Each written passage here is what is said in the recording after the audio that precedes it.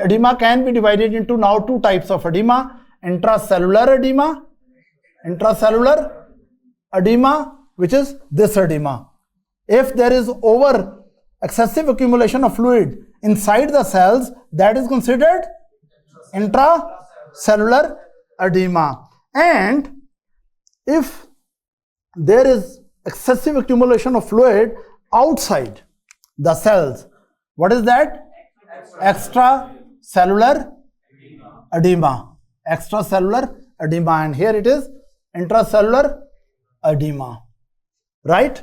So today onward, when you talk about edema, please clear that are you talking about intracellular edema or extracellular edema. But in medical literature and during medical discussions, generally speaking, when we say edema, usually we mean excessive fluid in interstitial area, right?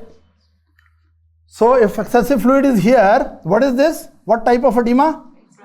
Extracellular edema, or in general discussions, non-specifically speaking, we call it just edema. We just call it edema, right? Excessive fluid, intracellular edema, excessive fluid here and in body cavities, both are called extracellular edema.